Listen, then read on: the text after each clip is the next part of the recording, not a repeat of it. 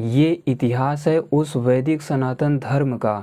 युग युगांतर से जीवित ये कहानी है उन महान ऋषियों मुनियों और महापुरुषों की।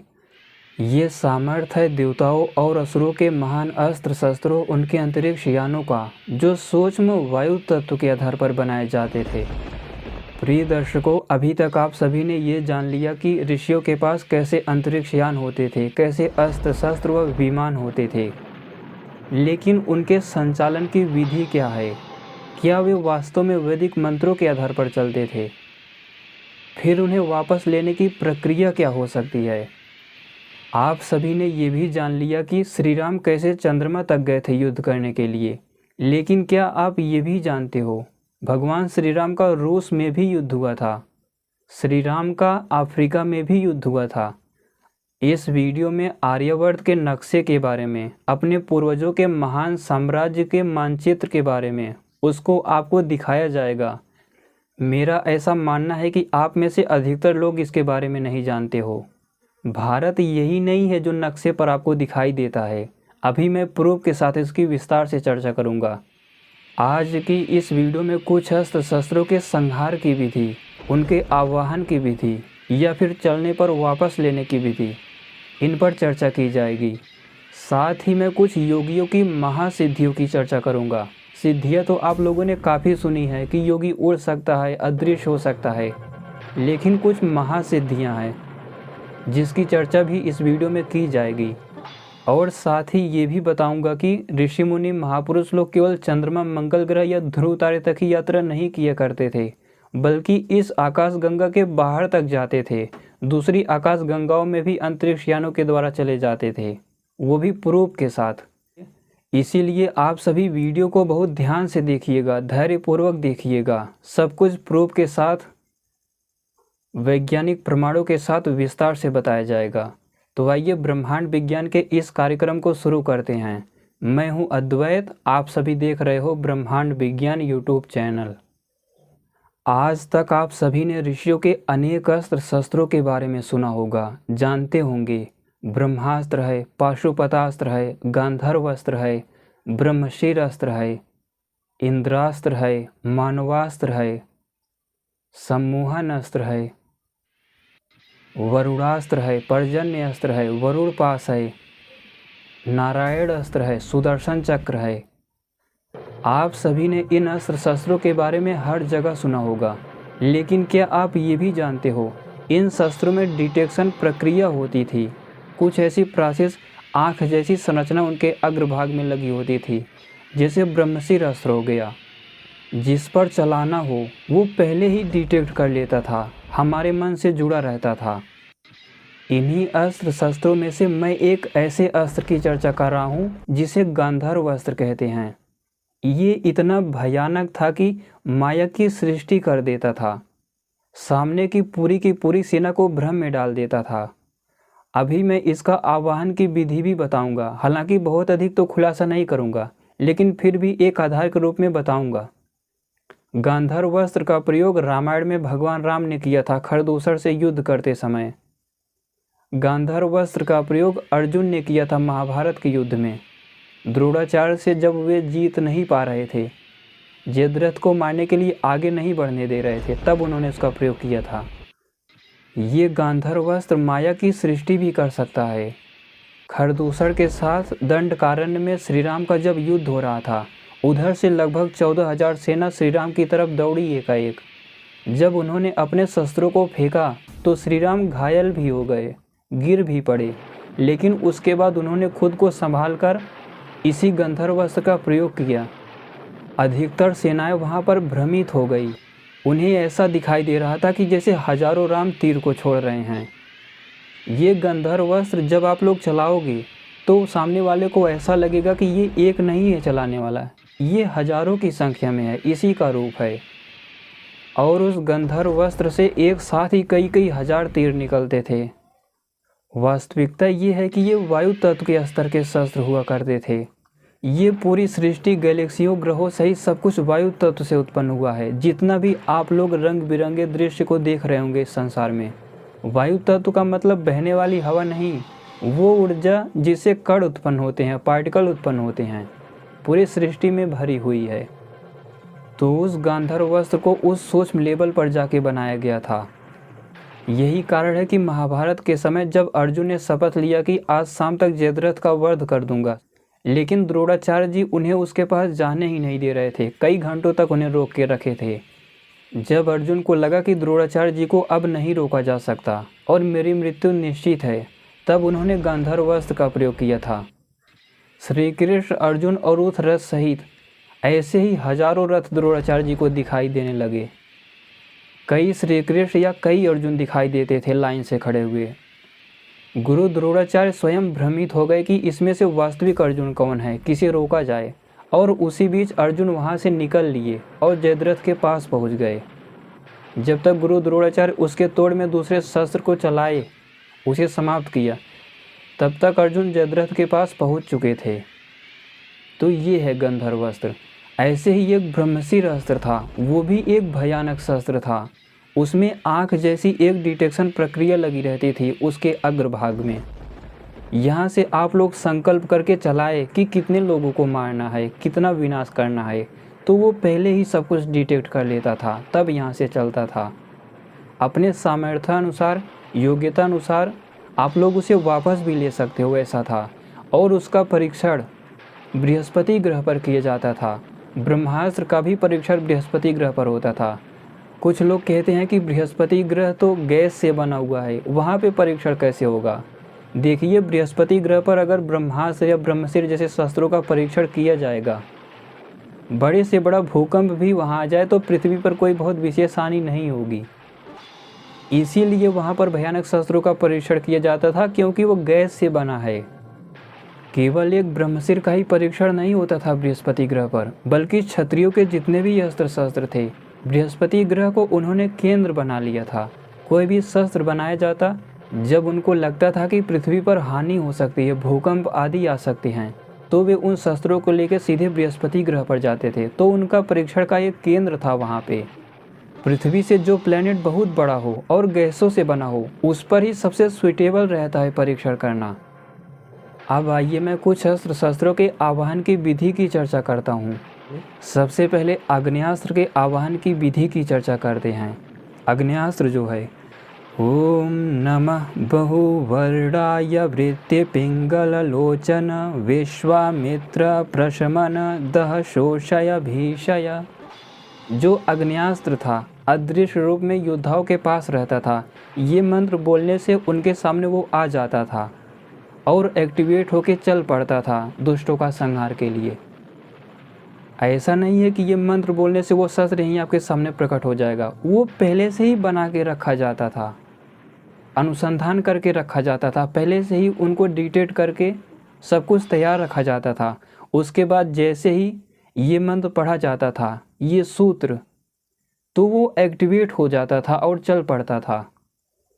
बड़े बड़े जितेंद्रीय क्षत्रिय योद्धा ही इन शस्त्रों को चला सकते थे। इसी तरह अगला जो है गंधर्व अस्त्र है, जिसे मैंने कहा कि माया की सृष्टि कर देता था। हजारों श्रीराम दिखाई देते थे राक्षसों को।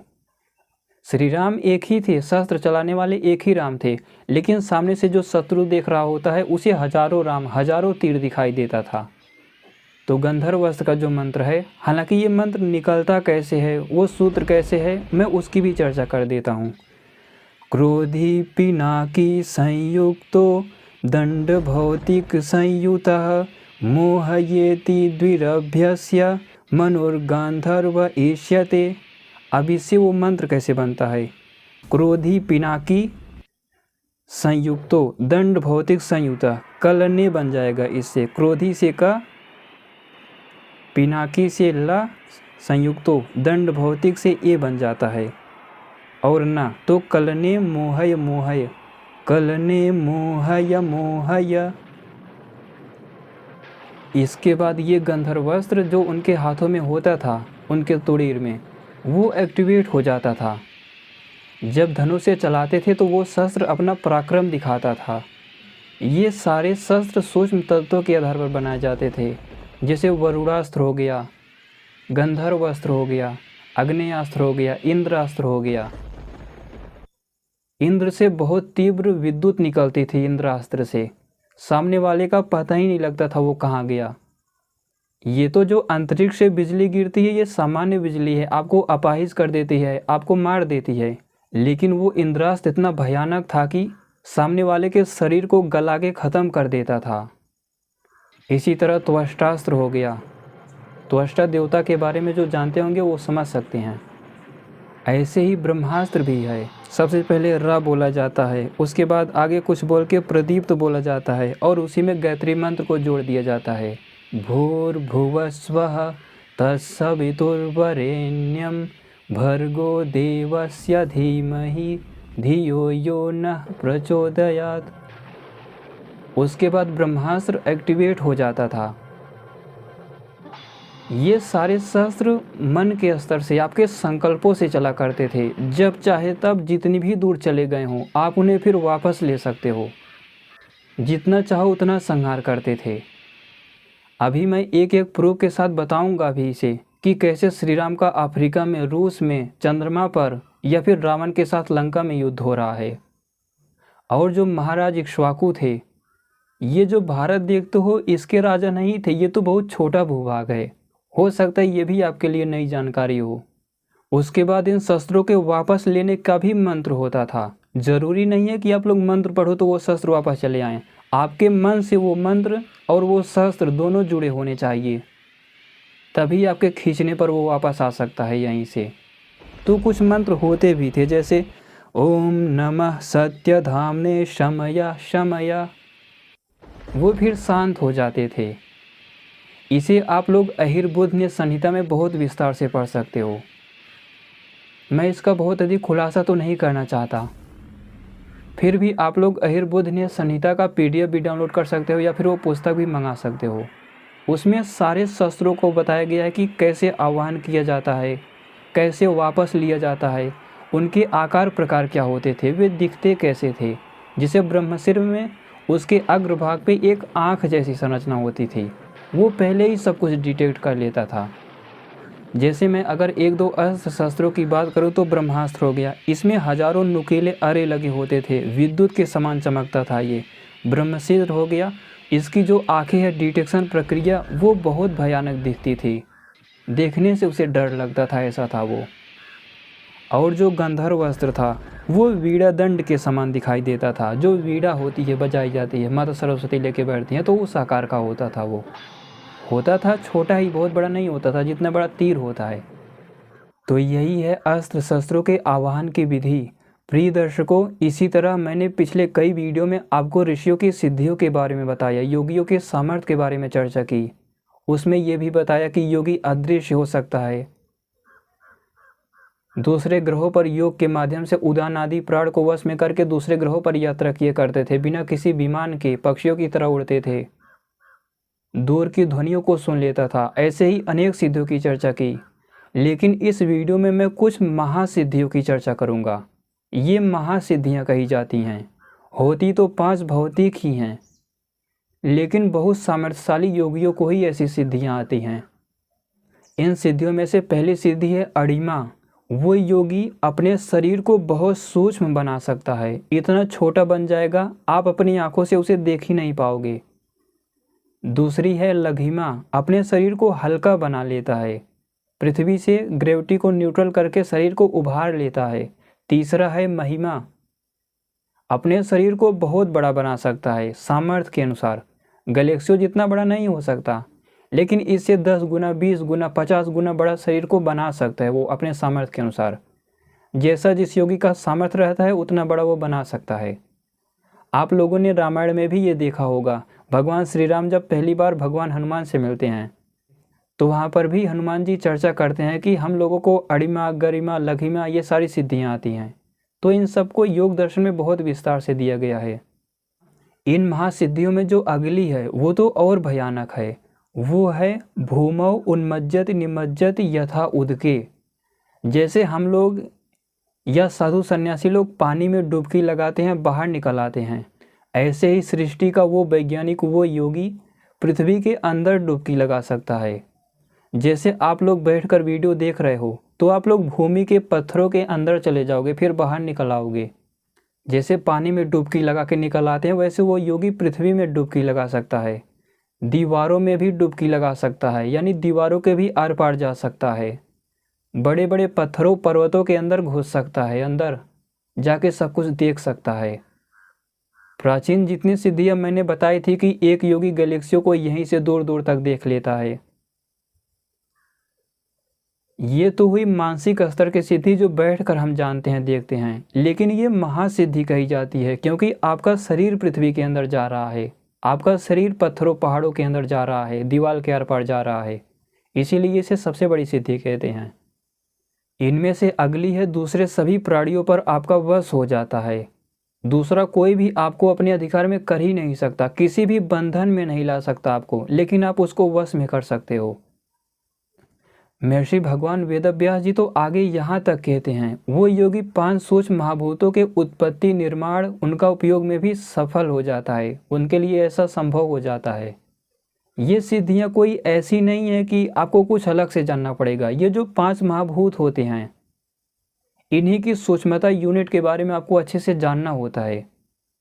आज वैज्ञानिक पार्टिकल यानी अग्नि तत्व के स्तर पर खोज कर रहे हैं, लेकिन आपको वायु तत्व से होते हुए आकाश तक पहुंचना है। अंतरिक्ष का जो जाल है, उन सबको भी तत्वतः समाधि में देखना होता है। अध्ययन के जरिए फिर जाके योगी को समाधि लगती है, तो उन्हीं से ये सिद्धियाँ आती है। 5 भौतिकों को ही जीत कर ये सिद्धियाँ आ जाती हैं। ऋषियों का पूरा पूरा जीवन इन्हीं 5 सूक्ष्म महाभूतों के अनुसंधान में निकल जाता था, महापुरुषों का। और ऐसा भी नहीं है कि कोई इक्का दुक्का इन सिद्धियों को पाता था। रामायण में, महाभारत में राक्षसों के लिए, गंधर्वों के लिए, असुरों के लिए, वानरों के लिए ये सब सामान्य बातें हुआ करती थी। महर्षि व्यास जी आगे कहते हैं कि पानी उस योगी को गीला नहीं कर सकता, महासागर में कितनी भी गहराई पर क्यों ना चला जाए, पानी उसे गीला नहीं करेगा। अग्नि में कितना भी अग्नि जल रही हो, वो उसके अंदर घुस जाए, अगर संभव हो सूर्य तक पहुंचने का, तो सूर्य के अंदर से भी वो चला आएगा, लेकिन अग्नि उसे जलाएगी नहीं। उष्णता का, ताप का कोई इफेक्ट ही नहीं होगा उसके ऊपर। इसी तरह वायु तत्व पर वश करके कितना भी बड़ा तूफान आया हो, वो डिग नहीं सकता, वहाँ से हिल नहीं सकता। भले ही घर टूट जाए, बड़े बड़े वृक्ष उस आधी तूफान से गिर पड़े, लेकिन योगी को वो वायु स्पर्श ही नहीं करेगी। इसी तरह अंतरिक्ष में वो छिप जाता है, अदृश्य हो जाता है। होती तो ये 5 सूक्ष्म भूतों के स्तर की ही सिद्धियाँ। व्यास जी ने लिखा है 5 सूक्ष्म भूतों को ही वश में करके आ जाती हैं, लेकिन ये कोई सामान्य नहीं है, इन्हें महासिद्धि कहते हैं, क्योंकि शारीरिक क्रिया करनी होती है। प्राचीन काल में किसी को बताना नहीं पड़ता था कि तुम्हें 5 सूक्ष्म भूतों का अध्ययन करना है, या वेदों का अध्ययन करना है, वैदिक मंत्रों का अध्ययन करना है। वो लोग सुनते सुनाते परंपरा के हिसाब से अपने आप लग जाते थे, खोजने लगते थे, तब जाके ये संभव हो पाता था। लेकिन इसका ये भी तात्पर्य नहीं है कि वो योगी सृष्टि में कुछ भी कर सकता है, किसी भी पदार्थ को उत्पन्न कर सकता है। महर्षि व्यास जी आगे कहते हैं कि वो योगी सृष्टि के नियम को, फिजिक्स के सिद्धांत को कभी नहीं बदल सकता।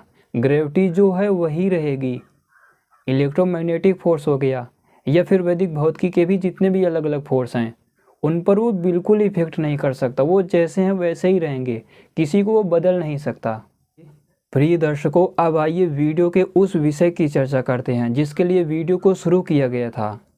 ये वीडियो बेसिकली भगवान श्री राम पर बनाने के लिए शुरू किया गया है। अभी तक आप सभी ये तो सुन चुके कि खरदूषण के साथ युद्ध हुआ था, वहाँ पर भी श्री राम घायल हो गए थे, या फिर लंका में उनका जो पराक्रम हुआ था राक्षस सेनाओं के साथ, ये तो आप लोग जानते ही हो। और पीछे कुछ वीडियो में ये भी जान चुके हो कि कैसे वे चंद्रमा पर गए, अश्विन नामक असुर को मारा। लेकिन क्या आप सभी ये भी जानते हो, भगवान श्री राम का रूस में युद्ध हुआ था, अफ्रीका में युद्ध हुआ था, बेबीलोनिया गए थे अपने खुद के विमान से जो कि अयोध्या में था। एंटी ग्रेविटी में डेविड हेजर चिल्ड्रेस लिखता है कि वो विमान 2 सूर्य जैसी चमक दिखाता था, उत्पन्न करता था, ऐसा लगता था। आप लोगों ने आर्यवर्त के भारत के नक्शे के बारे में, अभी तो जो आप लोगों के सामने उपलब्ध होता है मैं यहाँ पर लगा देता हूँ, लेकिन आप में से जो कुछ विद्वान लोग होंगे, आप कहेंगे कि इतना ही भारत नहीं था। भारत तो अफ़गानिस्तान, पाकिस्तान, तालिबान जो है, श्रीलंका जो है, बांग्लादेश है, ये सब आर्यवर्त के हिस्सा थे। लेकिन मैं इससे भी एक कदम आगे बढ़ के कहता हूँ कि ये आर्यावर्त नहीं है। भगवान इक्ष्वाकु जिनके हम सभी वंशज हैं, वे करोड़ों साल पहले हुए थे। जो असुर वर्ग था, गंधर्व वर्ग था, बानर वर्ग था, ये लोग पहले पाताल में रहते थे। हमारे पैर के नीचे पृथ्वी के दूसरे साइड अमेरिका है, ब्राज़ील है, कनाडा है, तो वहाँ पे ये लोग रहते थे। उसको पैरों के नीचे यानी पाताल को छोड़कर जितना भी भूभाग है, मेरी बातों को ध्यान से सुनिएगा। महाभारत में तो एक एक पर्वतों तक का नाम दिया गया है। तो जितना भी भूभाग है, चाहे वो रूस हो, चीन हो, साउथ अफ्रीका हो, साउथ अफ्रीका के पास जो महासागर यूएसए को और साउथ अफ्रीका आदि देशों को अलग करते हैं, तो दूसरी तरफ वो था। भगवान इक्ष्वाकु का साम्राज्य वहाँ तक था, साउथ अफ्रीका तक। अगर अभी भी आप सभी नहीं समझ पाए हो तो मैं बता दूं, नॉर्थ पैसिफिक ओशियन जो है एक तरफ, और दूसरी तरफ जापान, चीन, रूस, भारत, बांग्लादेश आदि होते हुए जो दूसरी तरफ नॉर्थ अटलांटिक महासागर है, वहाँ तक का पूरा भूभाग भगवान इक्ष्वाकु के अंदर आता था। इक्ष्वाकु का साम्राज्य कहा जाता था। जितने भी क्षत्रिय हैं, ब्राह्मण हैं, वैश्य हैं, शूद्र हैं, सब लोग इक्ष्वाकु के ही वंशज हैं। तो ये है अपने आर्यवर्त का साम्राज्य। अमेरिका के पास एक द्वीप है कोई, मुझे उसका नाम नहीं याद आ रहा है, वो भी इक्ष्वाकु के ही साम्राज्य में गिना जाता था। जो महाराजा सुग्रीव हैं उसकी भी चर्चा करते हैं। उस समय तक, रामायण के समय तक, रावण ने पूरी धरती पर अधिकार कर लिया था, कुछ विशेष क्षेत्रों को छोड़कर। रूस का राजा उसने अपने पुत्र मेघनाद को बना दिया था। साउथ अफ्रीका का राजा नरांतक को बना दिया था। चंद्रमा पर भी अपने अश्विन नामक एक सामंत को राजा बना दिया था, उसका सामंत वहाँ की रखवाली करता था। तो श्री राम रूस जाकर उन लोगों को वहाँ से खदेड़े थे, अपने विमान से जाते थे युद्ध करने। श्री राम बहुत सामर्थ्यशाली थे। तो श्री राम का रूस में युद्ध हुआ था, साउथ अफ्रीका तक जाके लड़े थे श्री राम, वहाँ से भी राक्षसों को खदेड़ा था, लंका में भी जाके युद्ध किए थे। हम सभी की क्षत्रियों की ये धारणा रही है कि आप अगर अच्छे से रहते हो, शांतिपूर्वक, सुखपूर्वक, तो कहीं भी रहो, कैसे भी रहो, लेकिन अगर दुष्टता करते हो, ऋषियों का अपमान करते हो, उन्हें खाते हो, गायों का वध करते हो, तो श्री राम जैसे लोग फिर जाके भगा देते थे। बाली ने श्री राम से यही कहा था कि तुम कौन होते हो मुझे मारने वाले। तो श्री राम ने भी उनसे इसी का जवाब दिया था कि ये पूरी धरती वनों कानूनों से युक्त पूरी धरती हम इक्ष्वाकुवंशी राजाओं की है, क्षत्रियों की है। तुम यहाँ पर बसाए गए हो, उचित रीति से अगर रहते हो तो तुम्हें हमेशा रहने दिया जाएगा, चाहे वानर वर्ग हो, चाहे असुर वर्ग हो, चाहे गंधर्व वर्ग हो, पक्षी वर्ग हो, कोई भी हो। लेकिन अगर दुष्टता करोगे, मलेच्छता करोगे, अपने ही भाई के पत्नी के साथ रहोगे, उसे छीन लोगे, तो तुम्हारा वध अनिवार्य है। ये कह के श्री राम ने उसे मारा था। तो अमेरिका आदि कुछ विशेष क्षेत्रों को छोड़ दें जो पैर के नीचे है, पाताल देश, उसके इधर जितना भी है, रूस है, जापान है, साउथ अफ्रीका है, बांग्लादेश, पाकिस्तान, ईरान आदि सब कुछ इक्ष्वाकु के साम्राज्य के अंदर आता था। वास्तव में वहाँ पर स्थितियाँ ये हो गई थी महाराज इक्ष्वाकु के आते आते, लेकिन कुछ विशेष लोग बहुत बड़ी संख्या में दुष्ट हो चले थे, खुद को असुर वर्ग का कहते थे, राक्षस वर्ग का। तो इक्ष्वाकु ने उन्हें खदेड़ दिया था, पाताल देश में जाके वे रहने लग गए थे। वहीं से फिर भी अलग अलग वर्ग बने, वानर वर्ग, पक्षी वर्ग। तो वे फिर आके कोई रूस में रहने लगा, कोई जापान में रहने लगा, कोई साउथ अफ्रीका में रहने लगा, कोई श्रीलंका में रहने लगा।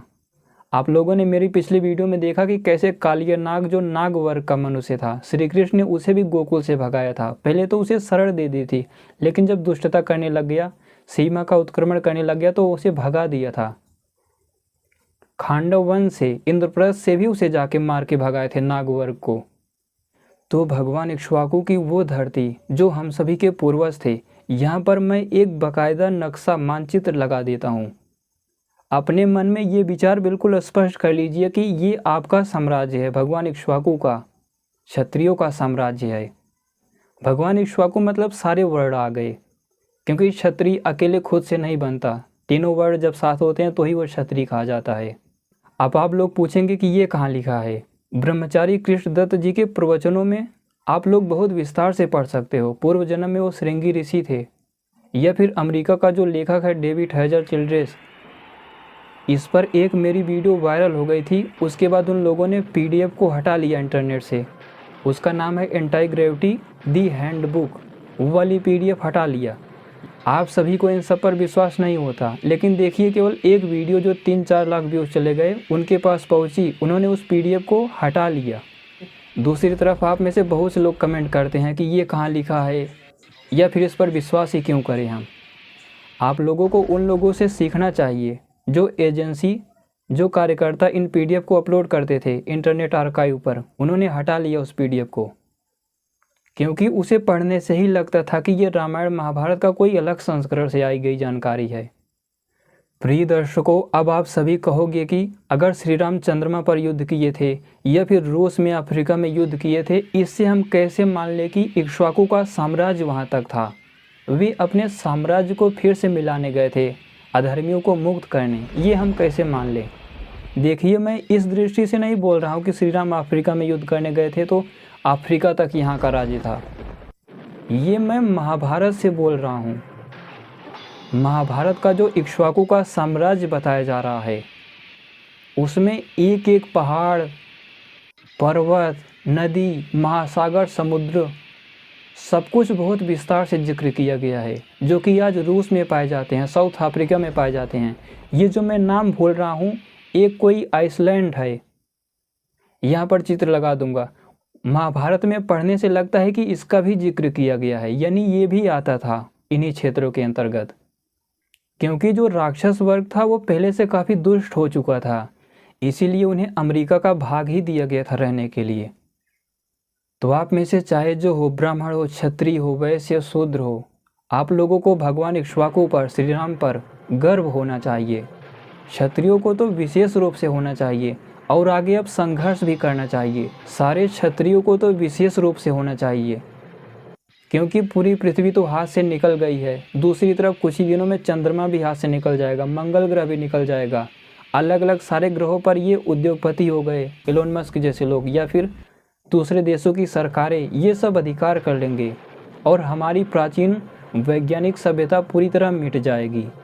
प्राचीन जो अस्त्र शस्त्र, विमान थे, तकनीकें थे, ये सब आध्यात्म के स्तर पर जाकर बनाए जाते थे। जिन वायु तत्वों की चर्चा भी ठीक से नहीं कर पाता विज्ञान, उनको वे लोग डिटेक्ट कर लेते थे। अंतरिक्ष की यूनिट को जानकर अदृश्य हो जाया करते थे। भगवान इक्ष्वाकु हो गए, महाराजा रघु हो गए, महर्षि वशिष्ठ हो गए, भगवान भृगु हो गए, भगवान विष्णु जी हो गए, श्री राम, श्री कृष्ण हो गए, भगवान हनुमान हो गए। ये सब अपने समय के सबसे बड़े वैज्ञानिक योद्धा हुआ करते थे, ऋषि हुआ करते थे, विद्वान हुआ करते थे। भगवान विश्वामित्र जी हो गए, भगवान अगस्त्य जी हो गए, महर्षि सरभंग जी हो गए। रामायण काल में जो भगवान श्री रामचंद्र थे, वो कोई सामान्य क्षत्रिय नहीं थे। उनके जितना बड़ा योद्धा आज तक कोई नहीं बन पाया।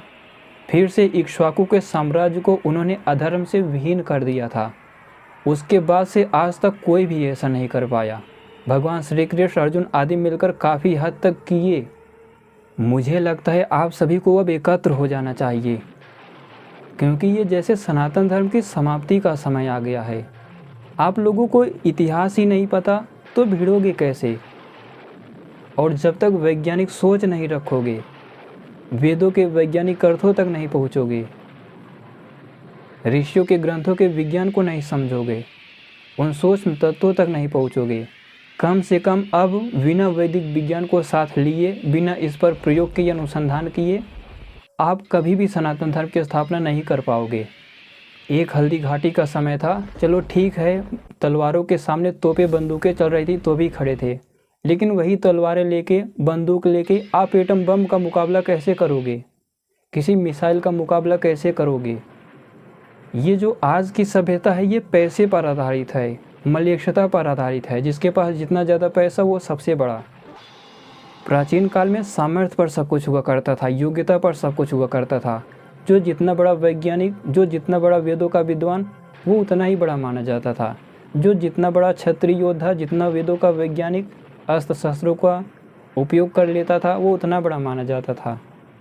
इसी तरह जिसके पास जितनी खेती थी, जितने भी फसलें वो बोता था, अपने पास खाने के लिए रखने के बाद सब कुछ बांट देता था समाज में, उसे वैसे कहते हैं, उद्योगपति कहते हैं। उसे नहीं जो समाज को लूटता रहता है। इसी प्रकार शूद्र जो कर्मों से ही कह दे कि हाँ, न तो वेदों को पढ़ने की मेरी योग्यता है, ना तो लड़ने भिड़ने की धर्म के लिए, ये व्यवस्था अति उत्तम थी, हमारे पूर्वज भगवान इक्ष्वाकु जी की थी। तो मुझे लगता है कि भगवान इक्ष्वाकु का जो साम्राज्य था, कम से कम जितने क्षत्रिय हैं, आप लोग तो इस नक्शे को रख ही लो। सनातन धर्म की स्थापना अब कोई नहीं कर सकता। अब आपको इकट्ठा होकर लड़ना भिड़ना पड़ेगा, प्रयोग करना पड़ेगा, अध्ययन करना पड़ेगा, वैदिक विज्ञान पर अनुसंधान करना पड़ेगा, और कोई मार्ग नहीं है दूसरा। वैदिक विज्ञान संपूर्ण समाधान। अगर आप सभी को लगता है कि ये सारी बातें सत्य हैं और फिर भी आप लोग कुछ नहीं कर पा रहे हो, करना चाहते हो, तो कम से कम आप लोग मुझे सपोर्ट करो। आर्थिक सहयोग हो, प्रचार की दृष्टि से हो गया, समाज सेवा हो, इन सब दृष्टि से आप हमें भी सहयोग कर सकते हो, हमसे जुड़ सकते हो और इस ज्ञान विज्ञान का प्रचार कर सकते हो, वीडियो को शेयर कर सकते हो। आप लोग देखते होंगे मैं किसी भी वीडियो में शेयर करने को बोलता ही नहीं, सब्सक्राइब करने को बोलता ही नहीं, लेकिन आप में से जो लोग जागरूक होंगे, आपको इस पर कार्य करना होगा, सक्रिय रहकर, एक होकर।